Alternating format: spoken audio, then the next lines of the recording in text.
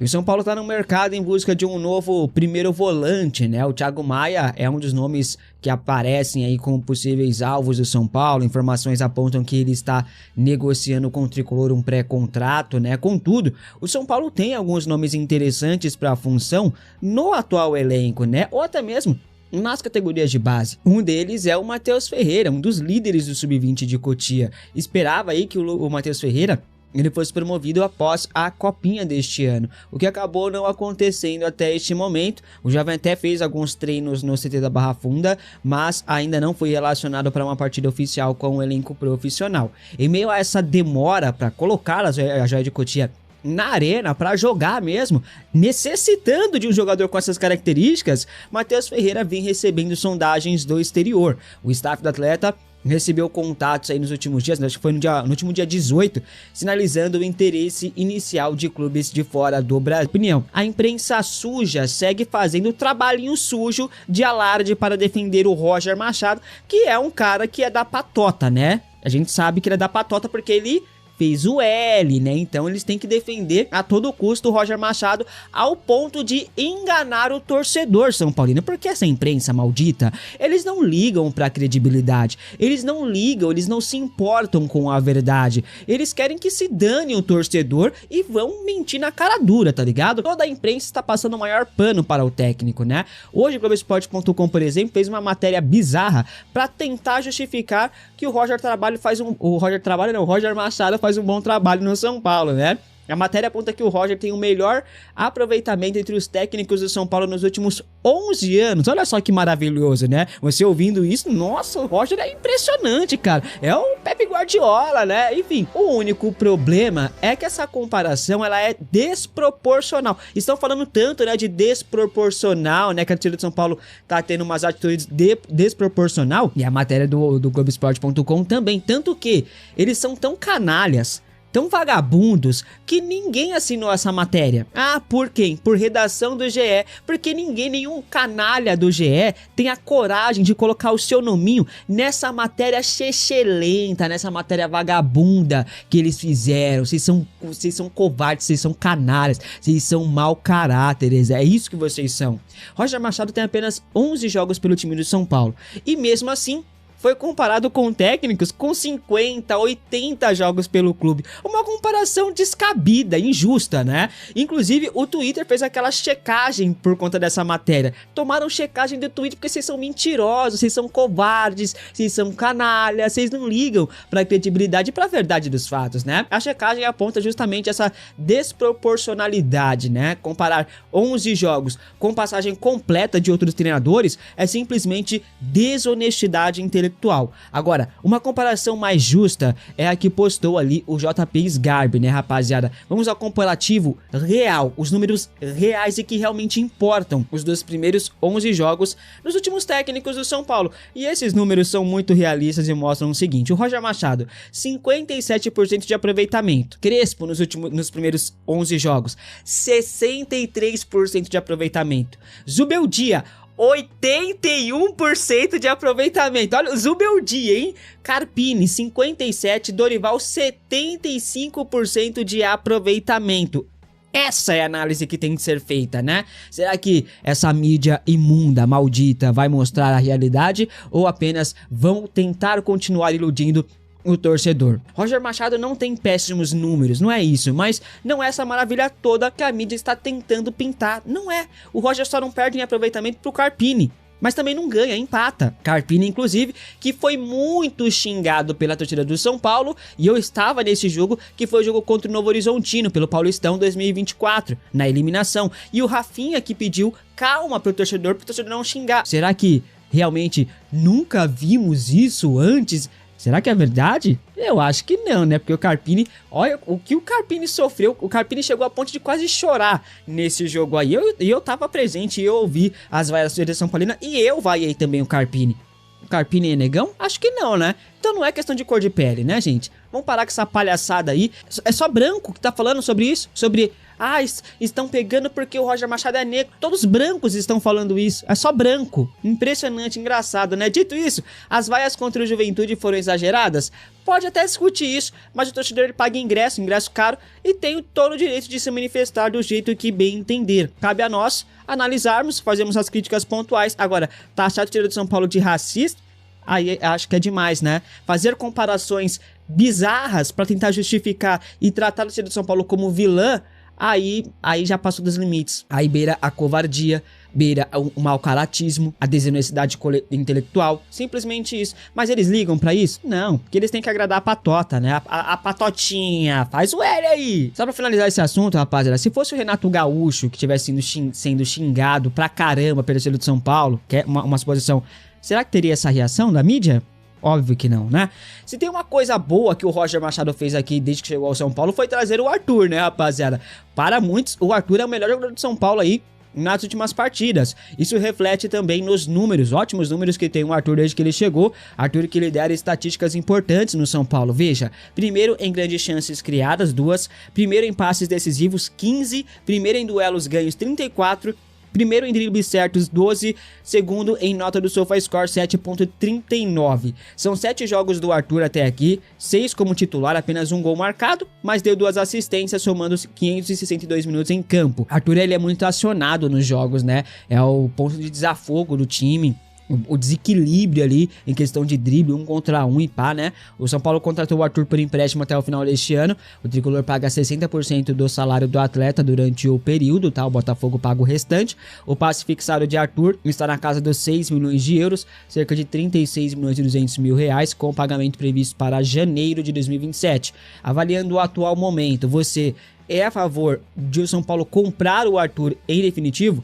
Comente aqui abaixo a sua opinião. E a diretoria do São Paulo está irritada com as críticas a Roger Machado. A alta cúpula entende que as críticas estão acima do tom. Internamente existe um grande incômodo com a torcida tricolor. A alta cúpula também está irritada até mesmo com as vaias ao Rui Costa, diretor executivo. Vários dirigentes ali estão ironizando os protestos da torcida no estádio, né? O clima é considerado pesado por conta da hostilidade. Uma fonte aí da alta cúpula disse o seguinte, abre aspas, não há como trabalhar assim, fecha aspas. Eles entendem que a torcida passou do ponto nas críticas, né? A visão é que é necessário agora um trabalho de blindagem a Roger e Rui Costa. E hoje pela manhã o presidente Henri Maciz iniciou todo esse trabalho, né? Maciz saiu em defesa do Roger Machado e do Rui Costa.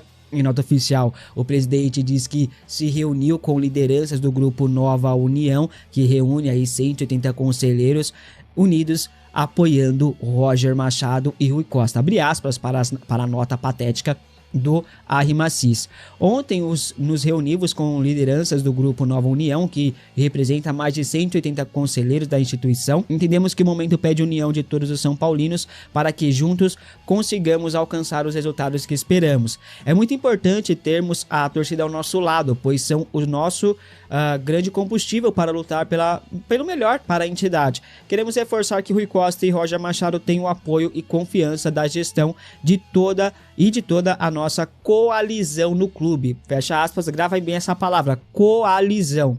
Henri Maciz está comprando uma briga com a torcida que não sei se ele vai ter peito para aguentar a resposta, né? Ao que tudo indica, a torcida não vai deixar de protestar, muito pelo contrário, isso deve ter enfurecido a torcida e promete ainda mais pressão nos próximos jogos. Torcida que não se sente representada por essa turma desses conselheiros, né?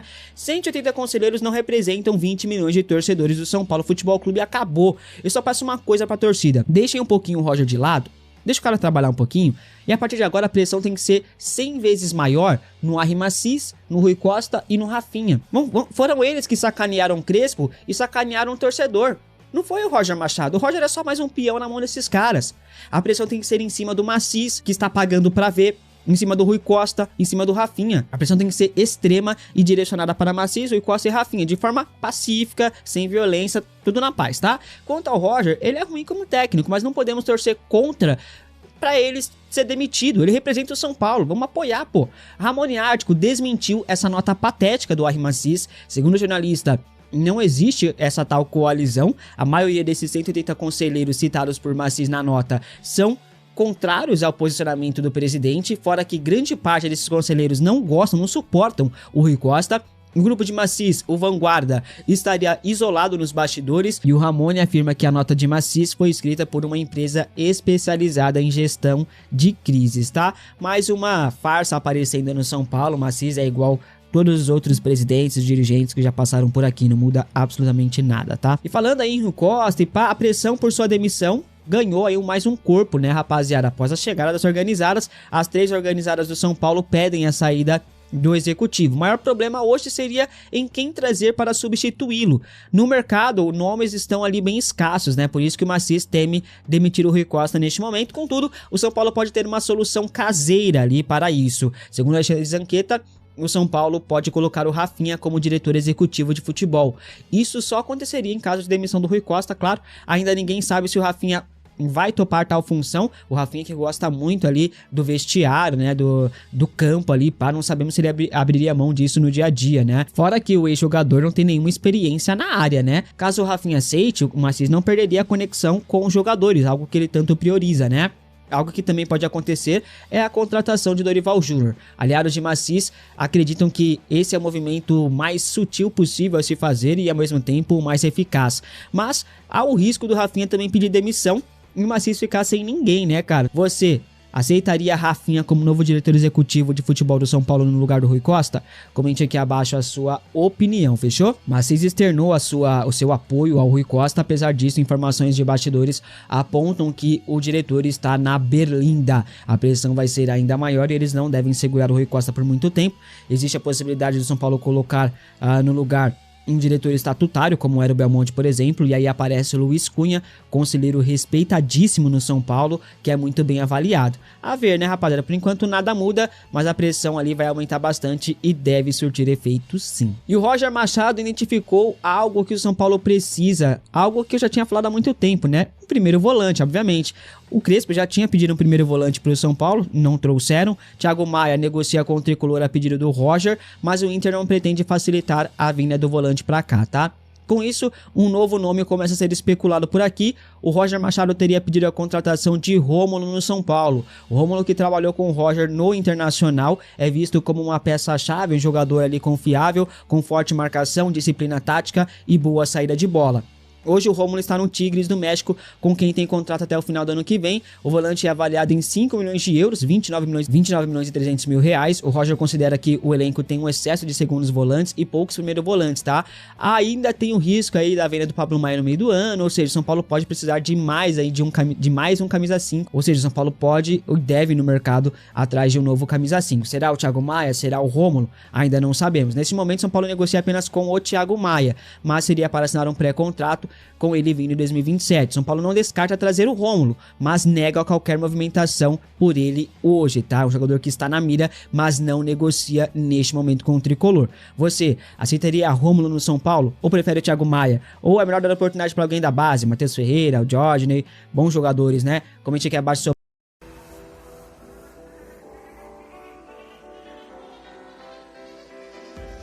o João Daniel. O tema é claro que é a questão vai ou não vai e tal. João Daniel, dos últimos 18 pontos disputados no Brasileirão, ganhou 4 pontos. Cobrar isso é pegar no pé do treinador? Diz aqui o João. Não, não é. Cobrar isso, por exemplo, João, eu tô vendo recortes de tudo quanto é tipo, né? O recorte de quem odeia o Roger e quem gosta do Roger. 4 pontos em 18 Brasileirão. Ok, o jogo da terça-feira era por qual competição? Copa do Brasil. E vai cobrar pelo resultado do Brasileirão? Meio, enfim... outro recorte, esse favorável ao Roger. Roger tem melhor aproveitamento desde Muricy. Não é nem pra lá nem pra cá. Não tem aproveitamento que justifique uma defesa cega e nem tropeços que justifiquem um ataque cego. É o que tá acontecendo. E a gente, o cobrar, o vaiar, o não gostar faz parte. Pra mim, o xingar, ofender, ele extrapola. Isso é o que aconteceu na terça-feira. Vaiar antes do jogo, pra mim, é bizarro. Exato, é isso. Não concordo, mas nunca concordei com isso. Eu acho assim, antes da bola rolar. O que a gente tem visto são coisas inéditas. Uma troca estúpida de treinador que estava muito bem, inédita por uma parte de uma direção. E também inédito você vaiar de qualquer forma um cara antes mesmo de começar o jogo e do time jogar e tal. Né? As duas coisas são inéditas. Vivi Fermo, e são sabe? ruins pro São Paulo. Vivi, grande Vivi, está sempre com a gente. Vocês no lugar do Roger teriam ido embora?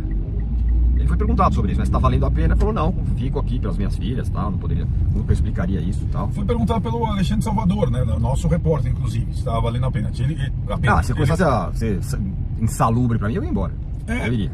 Assim, pelo que eu ainda vou me informar direito, mas assim, ele não tem conseguido ir almoçar no restaurante, passear no shopping, sendo que ele não fez muita coisa, né? Tipo, é uma coisa meio...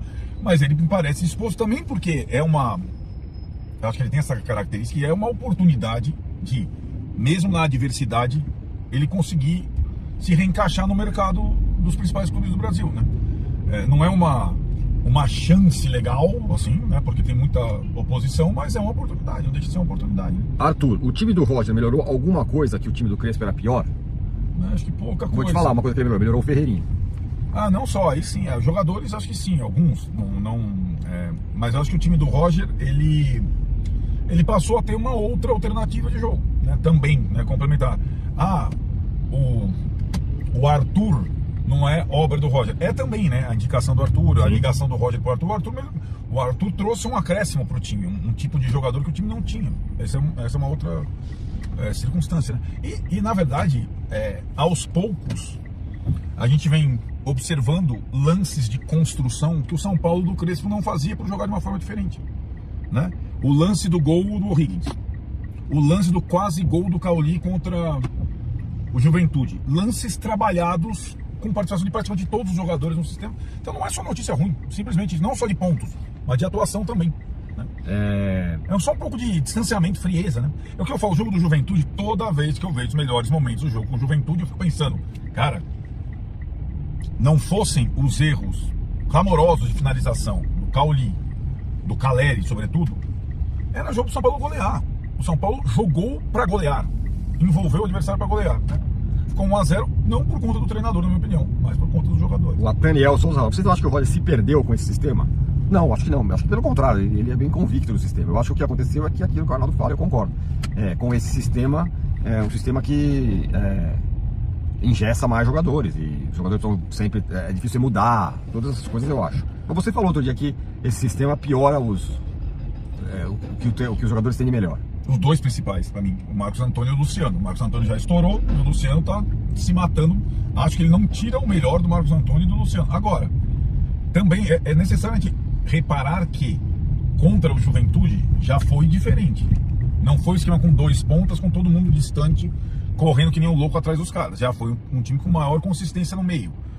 A ver como será contra o Mirassol com a volta do Bobadilla e tudo mais. Com o Luan e o Cauli, o time ficou mais compacto e conseguiu jogar mais, não a lá Crespo, mas mais parecido com o Crespo, que vinha jogando com 2 pontos. Rodrigo, existe alguma chance do clima melhorar para o Roger conseguir trabalhar? Só se ganhar.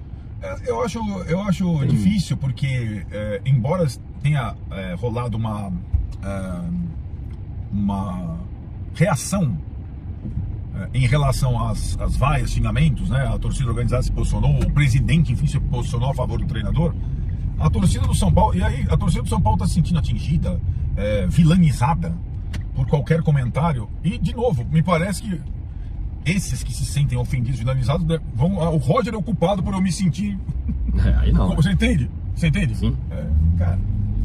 Boris Grilo, o Roger é o escudo mais fraco que a gestão já teve. A torcida se cansou. O Macis vai aguentar? Ele emitiu um comunicado hoje dando apoio a ele e ao Rui Costa. O Macis está dobrando a aposta. Pode custar para ele o governo interino e alguma possibilidade de eleição lá na frente, né? Enfim, o jogo por isso tá em...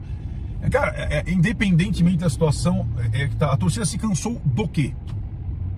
Das sacanagens cometidas pelos cartolas, do sistema eleitoral. Sim. O que o Roger Machado tem a ver com isso? Ele virou o símbolo do Rui Costa, né? Mas é verdade, virou. Mas o Rui Costa também não é o cara da sacanagem, não sei o que lá, não é? Isso que eu tô falando, tanto é que a organizada foi lá, dedo na cara do Macis, falando, demite o Rui Costa. Sim, a organizada entende que o Rui Costa é o responsável pelas decisões todas, não só troca de treinador, contratação, não sei o que lá, ele é o cara do governo Casares que ficou, né? Sim. Então, né? O Wilker Teixeira, qual a chance do Roger cair aqui, o Rogério cair no Bahia e isso dar casamento? Cara, eu acho que com essa administração, não. O que você acha? E aí tá, tudo isso a gente tá falando antes de São Paulo e Mirassol. Se o Roger perder uma partida como mandante, provavelmente ele vai cair. E assim, o Rogério, eu não sei se ele aceitaria voltar mesmo livre nessas circunstâncias com essa direção. Eu também. 2, nessa fervura que tá o São Paulo, eu não sei se ele seria o perfil Dorival, aquele perfil joga água na lareira, é mais condizente com o do Rogério. Enfim. O Ademir E falou... vão combinar com o Rogério também, né, cara? Com todas as condições de respaldo de trabalho, ele tá fazendo um trabalho ok no Bahia. Não é um trabalho, puta que trabalho animal, né? Sim. O Ademir fala, o que explica a turma da base não emplacar em 26? Negruti, Mike, TT. Cara, pra mim é uma mistura de... Não são os jogadores que a gente achava que eram, ninguém é o Hendrick ali. E tem as questões que foram faladas, né? Do Mike, questão comportamental. E os outros, gente? Os outros são assim, vão oscilar. Não tem nenhum Estevão aí. Pra mim isso é muito claro. Os melhores... Bom, acho que tem algumas explicações pra isso. Os melhores dessa geração última foram negociados. Eles eram os melhores. Conseguiram jogar como titular. O William Gomes, o Ferreirão... Até o Henrique do Carmo, que não foi titular, mas era um jogador com talento e tal.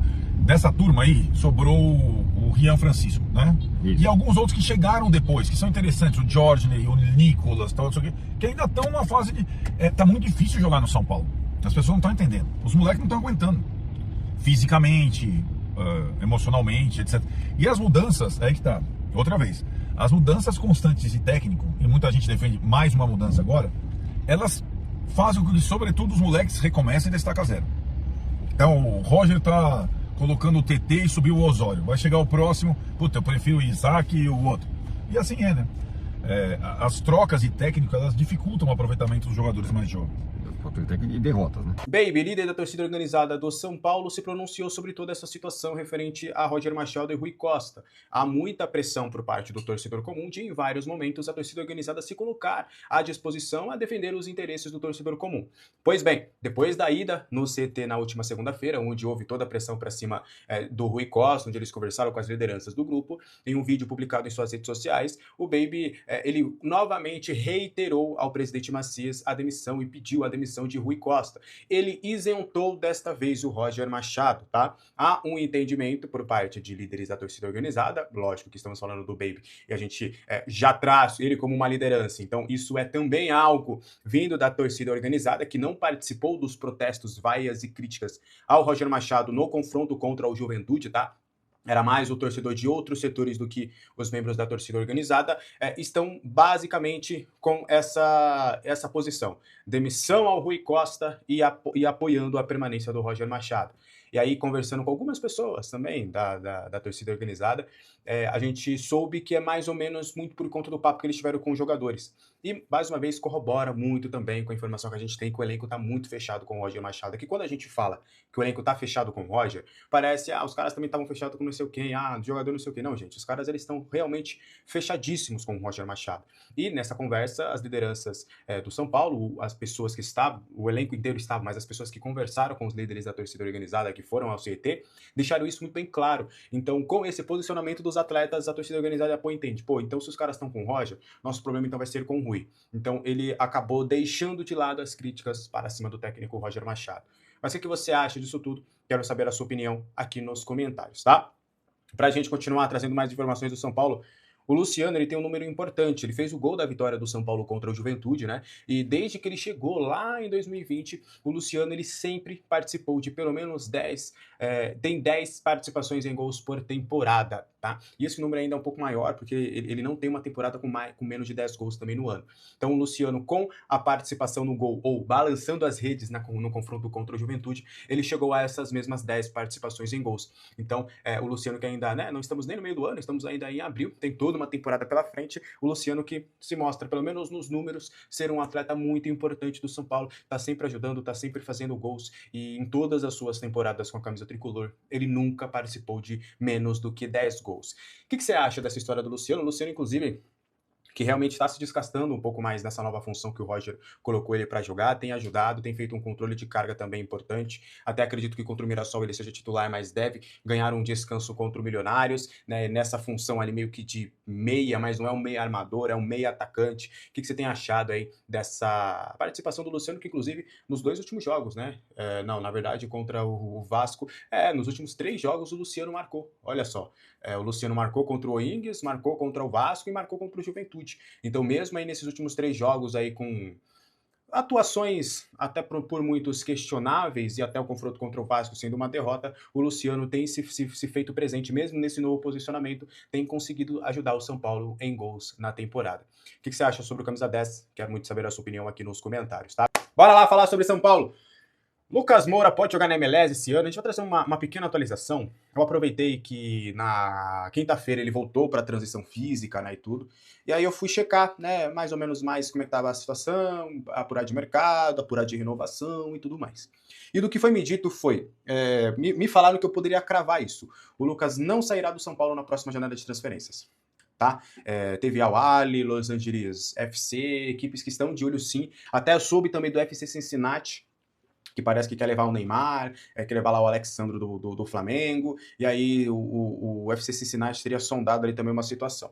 Mas a ideia do Lucas é voltar, primeiramente, né, ter oportunidades de voltar a jogar. Ele deve voltar aí mais ou menos no meio de maio. No meio do ano, na Copa do Mundo, do que me passaram, acreditam que devem esperar um pouquinho mais depois da pausa, agora que ele se lesionou, para ele ter um entendimento melhor dentro de campo de como ele está. Mas me garantiram, falaram pra eu cravar que ele não sai no meio do ano. Até eu acho perigoso esse negócio de ficar cravando essas coisas, eu não sou desses não. Mas do que eu tenho de apuração, do que me falaram ali da parte do Lucas Moura, cara, pode cravar que no meio do ano ele não sai. Ele vai cumprir o contrato com o São Paulo. Agora, se ele vai renovar, já são outros 500, aí vão ter negociação, vai ter a ideia do Lucas, pra ver se ele vai querer ficar, se ele entende que vai poder ainda ajudar. Toda aquela história que a gente já vem contando sobre o Lucas Moura, que dia após dia vem se consolidando. Então, assim, o Lucas fica, pelo menos nessa janela de transferências, não deve ir embora agora, deve ficar até o final do ano, e aí depois, né, durante esse processo dele voltando a jogar, tanto o São Paulo quanto o Lucas vão ver a viabilidade de permanência e de renovação de contrato, tá? Lembrando que Luciano e Caleri, o Luciano já anunciado e o Caleri já adiantou a renovação, ambos até 2028, seria mais ou menos nesses moldes que o São Paulo conversaria com o Lucas Moura por uma renovação, chegaram a iniciar conversas, mas o Lucas pediu para segurar até a pausa da Copa do Mundo antes da lesão na costela, então ele ainda quer jogar, quer entender em que nível ele está, para aí sim depois ele fazer o planejamento da sua carreira. Parar o Lucas não vai, mas ele quer entender, pô, vale a pena eu continuar no futebol brasileiro ainda, o calendário que é muito intenso, eu ainda consigo ajudar ou não, vamos para uma outra liga com menos jogos, com mais tranquilidade, para eu finalizar minha carreira e tá tudo certo.